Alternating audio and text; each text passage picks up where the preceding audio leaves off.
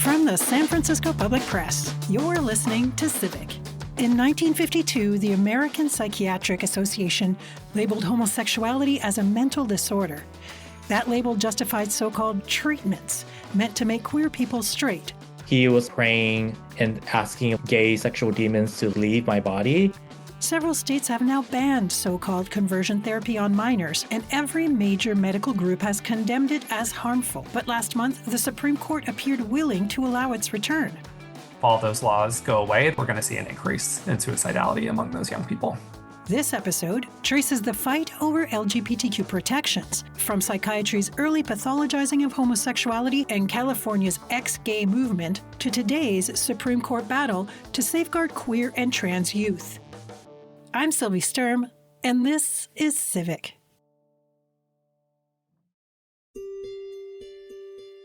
I've always thought of therapy as a place where you go to feel better. A soft, couch-shaped refuge where you can lay out your worries and maybe walk away a little lighter. So it's hard for me to imagine walking into that same kind of room and being told the problem isn't your pain, it's you. That who you love or how you see yourself is something to fix or hide or erase. And it makes me think about how much we all want to belong, how powerful that need is, and how easily it can be turned against people when they're young and looking for guidance. That's what hundreds of thousands of LGBTQ youth have faced and are still facing across the country through so-called conversion therapy. Dr. Jack Turbin is a psychiatrist at UCSF and one of the nation's leading researchers on gender and adolescent mental health. Conversion therapy is any attempt to try and force a person to have a change in their sexual orientation or gender identity. And you can think of two broad categories. First, there's sexual orientation conversion efforts. Those are attempts to change a person's sexual orientation. Then there are gender identity conversion efforts, and those are attempts to change a person's gender identity. Back in 2018, researchers at UCLA's Williams Institute estimated that nearly 700,000 adults in the United States had been subjected to some form of conversion therapy, and about half of them were minors at the time. Since then, as the LGBTQ population has grown, and as bans on conversion therapy have expanded across most states, experts say the total number has likely surpassed 1 million Americans. 1 million people who have experienced these so-called change efforts, whether through licensed therapists, clergy, or interventions pushed by their own families. All of it rests on a single belief, that being lesbian, gay, bisexual, transgendered, or queer is a condition, something that can be treated or cured. For decades, research has shown that so-called conversion therapy doesn't work, and worse, it causes real harm. At San Francisco State University, the Family Acceptance Project studied how family behaviors affect LGBTQ youth's mental health, things like depression, substance abuse, suicide attempts, and even homelessness. Here's a quote from the report. Rates of attempted suicide by LGBT young people whose parents tried to change their sexual orientation was 48%. That is more than double the rate of LGBT young adults who reported no conversion experiences. And suicide attempts nearly tripled for LGBT young people who experienced both home-based efforts by parents and intervention efforts by therapists and religious leaders. A 2023 study published in the Journal of Health Economics backs that up. In that study, researchers wrote, Transgender youth who underwent conversion efforts faced a 55% higher risk of attempting suicide and were twice as likely to run away from home, especially when that therapy happened between the ages of 11 and 14. Those findings have been reinforced by countless clinicians who have treated the fallout firsthand, including Dr. Jack Turbin. Every major medical organization and mental health organization explicitly opposes conversion efforts. This includes the American Medical Association, the American Psychiatric Association, the American Academy of Pediatrics, the American Academy of Child and Adolescent Psychiatry. At their core, these therapies send a message to young people that something about them is wrong or shameful, and that shame often drives mental health problems and also makes it difficult for them to have healthy, successful relationships later in life. I spoke with a survivor of conversion therapy who described the damage they suffered We agreed to withhold their identity for privacy. I grew up in a very conservative Southern Baptist community. I spent all my life in church. I was heavily involved with youth leadership. A lot of the conservative Christian church, they groom a lot of young people to believe certain political beliefs at a very young age because it's the community they turn to and trust and believe that do love them, but they end up getting more harmed. In communities where queerness is framed as a moral failure, that first disclosure is often interpreted as a problem to be solved. When I was still on my journey of self-validation about my queer identity, it didn't come out as a sense of self-affirmation. It came out as a sense of as a cry for help, help, I'm dealing with this quote unquote sin of homosexuality and I need support in that. For this survivor, the response was immediate and deeply harmful. I recall telling my pastor at the time, he was praying and asking gay sexual demons to leave my body. And at the time, I was just sitting there kind of enduring that because I specifically turned to him for help and that was the solution. The pastor wasn't the only adult they trusted. A youth leader, someone they had looked up to for years, also stepped in. But instead of offering support, he pushed them deeper into conversion practices. His solution was at first pray for me in the moment to pray away the gay, right?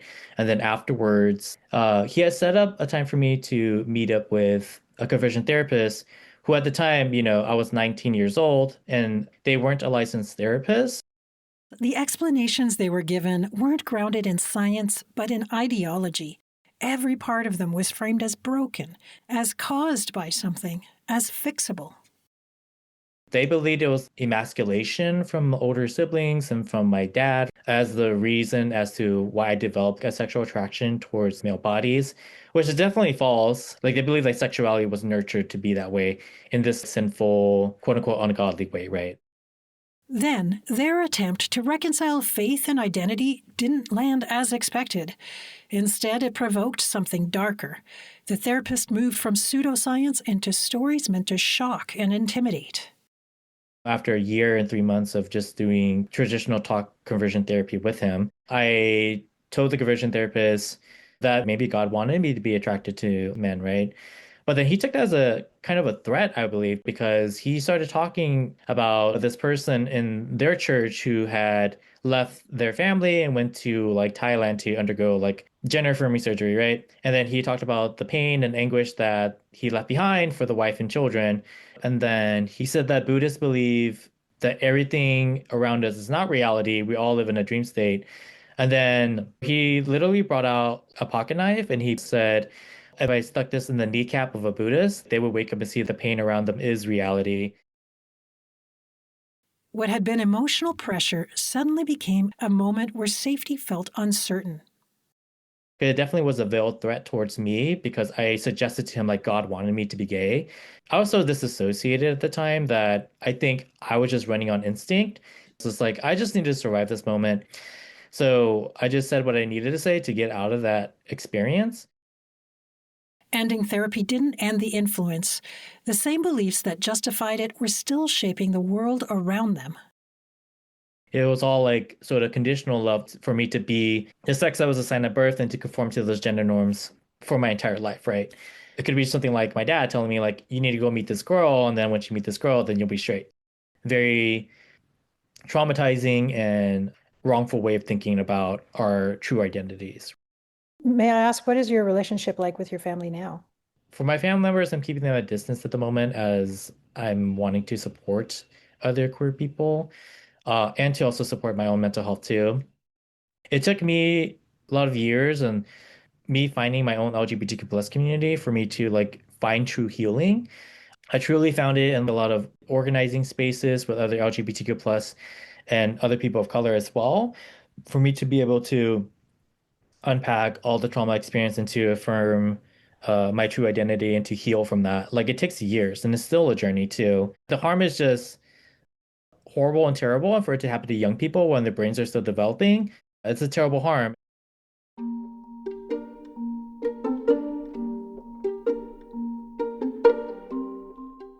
As of 2023, conversion therapy was being practiced in 48 states by more than 1,300 individuals, often unlicensed practitioners.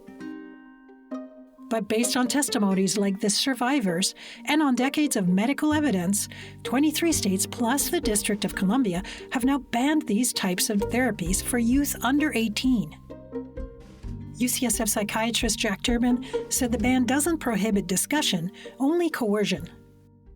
And it actually goes both ways. If you try and force a transgender person to be cisgender, that is illegal. If you tried to force a cisgender person to be transgender, that would also be illegal. Exploratory therapy is something totally different, and it's actually the standard of care treatment that's recommended by all major medical and mental health organizations. And that's when you're doing therapy that's neutral, doesn't have a specific goal in mind, but is helping the person explore their gender identity or sexual orientation to better understand themselves. For years, the Supreme Court declined to hear challenges to state conversion therapy bans. Now, the conservative majority has taken up a case that could weaken or even undo those protections. We'll unpack that a little later. First, it's worth taking a step back.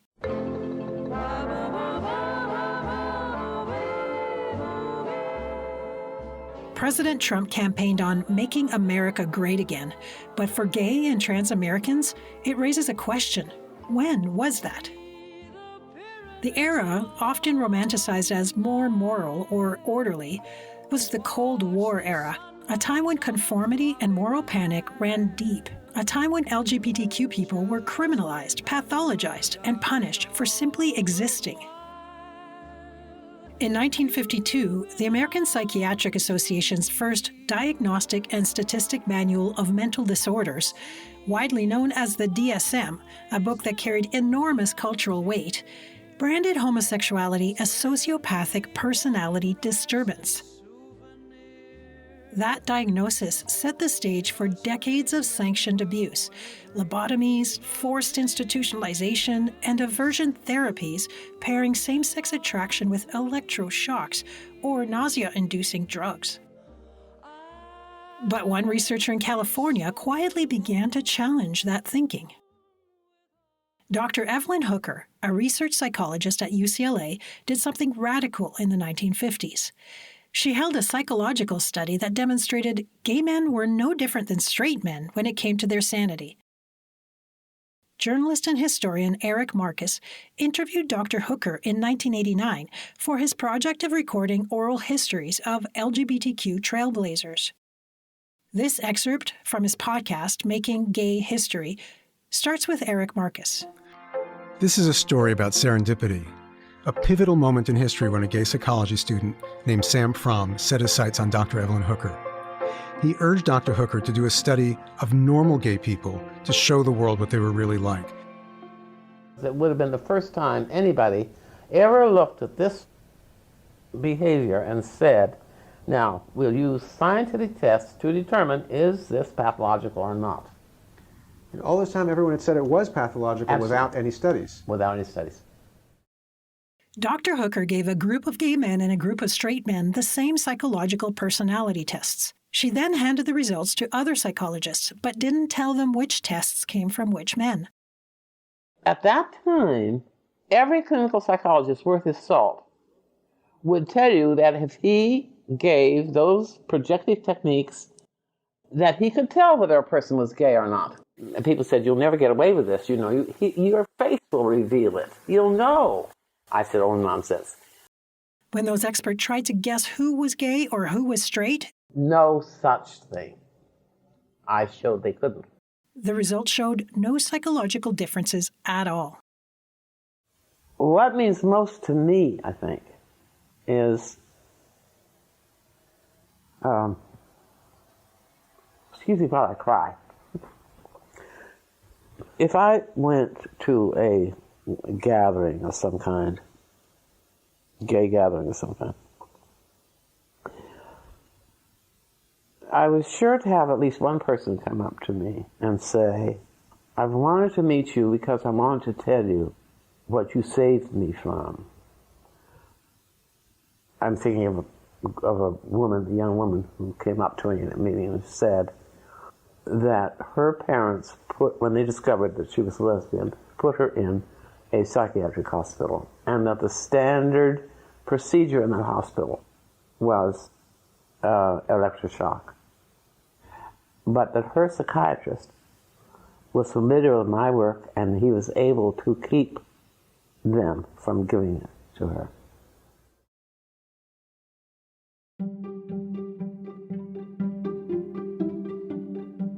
Hooker's research cracked the foundation of psychiatric prejudice, but it took 2 more decades and loud activism to make change official. We are everywhere! We are everywhere! Say it loud, gay and proud! Say it loud! We are everywhere! We are everywhere! We are everywhere! We are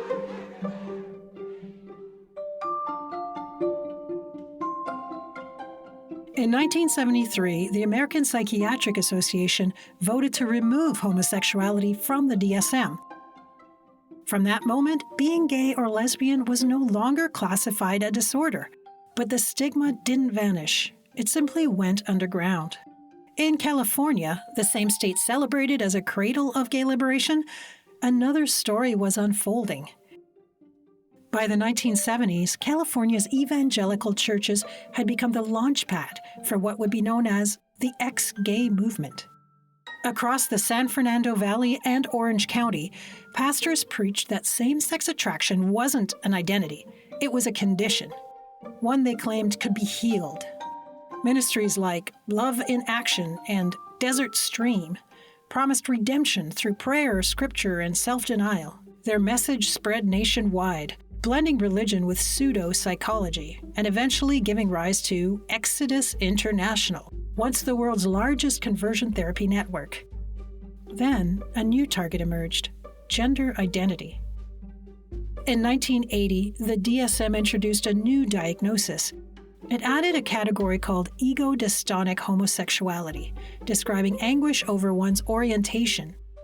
Transgender people were pathologized not for their distress over the rejection they faced, but for their existence, for failing to conform to societal expectations of gender. The DSM removed ego-dystonic homosexuality in 1987, but the damage was done. Tens of thousands had already been subjected to medical and psychological abuse. It wasn't until 2013 that the DSM reframed the diagnosis as gender dysphoria, a shift that finally acknowledged the truth that distress comes from rejection or from body incongruence, not from being transgender. Around the same time, a reckoning was taking shape in California. In 2012, Ted Lieu was a California state senator leading the legislative effort to ban conversion therapy. He authored a landmark bill banning licensed therapists from trying to turn LGBTQ minors straight. It was the first law of its kind anywhere in the United States. These supposed conversion therapies constitute a violation of the ethical principles of healthcare and violate human rights that are protected by international and regional agreements. These therapies lack medical justification and represent a serious threat to the health and well-being of affected people. Since then, Ted Lieu has continued the fight in Congress by repeatedly introducing legislation to classify conversion therapy as consumer fraud. All of those bills have stalled.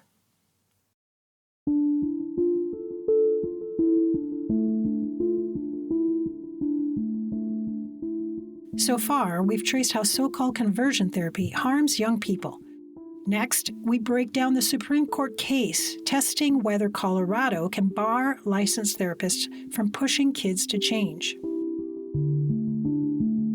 Despite decades of research showing that conversion therapy causes lasting harm, the Supreme Court case known as Childs v. Salazar centers on a single question.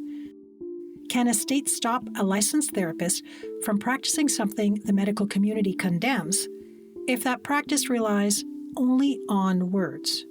The petitioner, Kaylee Childs, is a Christian counselor who says Colorado's law violates her First Amendment rights by restricting what can be said in therapy sessions. She describes her work as talk therapy for teens struggling with same-sex attraction or questions about gender. I view my work as an outpouring of my faith. I want what is best for my clients, and often they seek me out because we have a shared faith. But according to Colorado's regulators, her services go beyond open-ended questions. She advertises counseling that helps clients resist or eliminate same-sex attraction, which the law explicitly defines as conversion therapy. UCSF psychiatrist Jack Turbin joined the American Psychiatric Association and dozens of other medical groups in filing court briefs supporting the view that conversion efforts have no scientific basis and are deeply harmful. There is the potential that if the court rules that Colorado's ban is unconstitutional, that all of the bans in the country will go away. And that's roughly half of US states that have banned this dangerous practice. There's been one study that shows that those laws, conversion therapy bans, actually caused a decrease in suicidality among young people. So it's fair to expect that if all of those laws go away, that we're going to see an increase in suicidality among those young people. LGBTQ advocates like Honey Mahogany, director of San Francisco's Office of Transgender Initiatives, say that the arguments in the child's case don't stand up to scrutiny. It is really rich to see them frame it this way because these same people are oftentimes advocates of removing people's rights to freedom of speech and being able to read whatever they want in the library. I think there's a lot of hypocrisy there. Number two, I would say that counseling is not just talking. That is not freedom of speech. That is not stating an opinion. That is engaging in a practice that has impact on people's lives. And especially if they're a child and you are actually encouraging that child to suppress who they are, suppress their feelings, maybe even think or feel badly about themselves. I think that could have really damaging effects. Over the last several decades, people did not feel comfortable coming out as openly gay or trans. They tried to live a heterosexual lifestyle, and they many times attempted suicide or turned to substance abuse. I mean, these are things that are all documented. Mahogany warned that the child's case is only one piece of a much broader rollback. When talk started around immigrants, when it started around trans people, and when it moved on to access to reproductive care, everyone kept screaming, this is just the beginning. Like, we have to stick together now, because once they've started picking us off one by one, it's only a matter of time till they get to you. And as if on cue, Washington delivered its next move. In November, the Department of Health and Human Services released a report that marks a dramatic shift in federal policy towards transgender youth. The HHS report argues that evidence for puberty blockers, hormones, and surgeries in adolescents is, quote, very low quality, stressing potential risks while minimizing decades of research showing improved mental health outcomes for supported trans youth. The report landed just as the Supreme Court agreed to hear Childs v. Salazar. It never mentions the case by name, but it repeatedly casts doubt on gender-affirming care and elevates an alternative approach that many LGBTQ advocates describe as conversion therapy in a new wrapper. It recommends psychotherapeutic interventions that discourage affirmation, exactly the type of exploratory therapy critics say is functionally indistinguishable from modern conversion practices. Dr. Jack Turbin wrote in a social media post, "The reputation of the U.S. Department of Health and Human Services has been in a dramatic freefall for the past several months. Its gender dysphoria report will surely make that worse. Rather than undertaking a serious analysis of the medical literature, HSS assembled a group of report authors that included a political scientist from a right-wing think tank. The report contains an egregious lack of understanding of psychiatric medicine." Turbin wrote that claims that gender dysphoria is unusual because its diagnosis relies on subjective experience rather than lab tests are disingenuous. This is true for nearly all psychiatric conditions, including major depressive disorder, generalized anxiety disorder, autism spectrum disorder, and obsessive-compulsive disorder, to name just a few. Surely the psychiatrist authors of this report should have known better. He added that he believes the authors were pushed to work on an accelerated political timetable. HHS wanted the report out ASAP, presumably to support the political goals outlined by Trump's executive order related to gender dysphoria. This was all about politics, and their science was sacrificed. Advocates see the federal moves as a major step backwards in the fight for LGBTQ recognition. Sherilyn Adams is the executive director of Larkin Street Youth Services, a San Francisco nonprofit that helps unhoused youth, many of them LGBTQ, access housing, education, employment, and mental health care. She says the threat of conversion therapy isn't new. In fact, she's watched systems change in real time.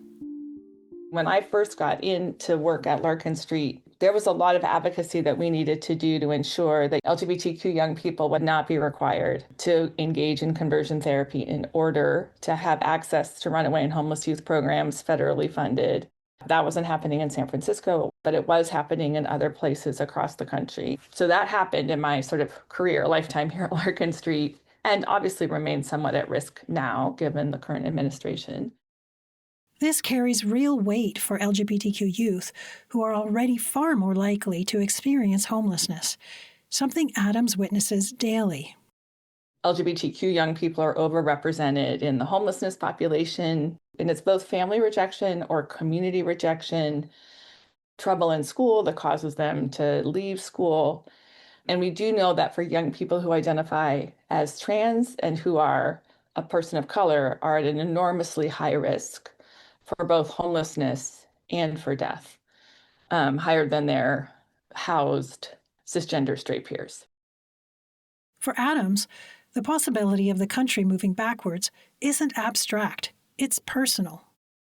I can say, as somebody who's been out for 40 years almost, the worry that we could move backwards, either in laws or in acceptance, is terrifying and worrisome at different times. And I'm a person of extreme privilege, relatively speaking, housed and safe. So I think this all gets into our psyche and is heavy on our hearts. And if it is for somebody in my sort of position, then I know that it's got to be just weighing on our young people. The nation's top medical and mental health groups agree. Sexual orientation and gender diversity are simply part of normal human variation.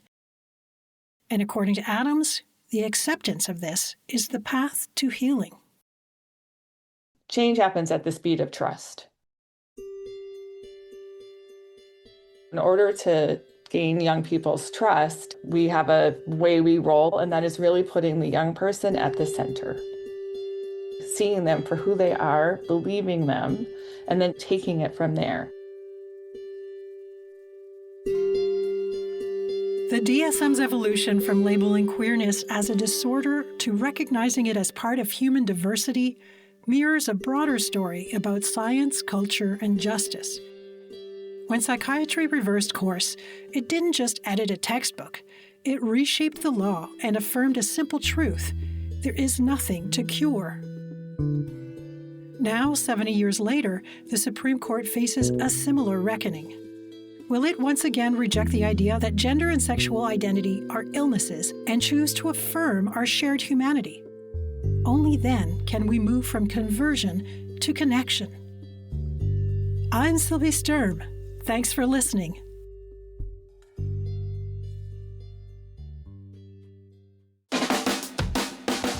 Civic comes to you from the San Francisco Public Press, a nonprofit investigative newsroom. Find the companion article for this episode and all our reporting at sfpublicpress.org. Support our work by going to sfpublicpress.org/donate. Our theme music is by John Dillon. Additional music was supplied by the Blue Dot Sessions. Dr. Hooker audio excerpts courtesy of Making Gay History. Find the Making Gay History podcast on all major podcast platforms and at makinggayhistory.org. Special thanks to our underwriting sponsor this week, University of San Francisco MFA in Writing Program. Our team includes Executive Director Lila LaHood, KSFP Program Director Mel Baker, and Director of Development and Partnerships, Lisa Redman. Subscribe to our podcast by looking for Civic from the San Francisco Public Press, wherever you get your podcasts. Thanks for listening.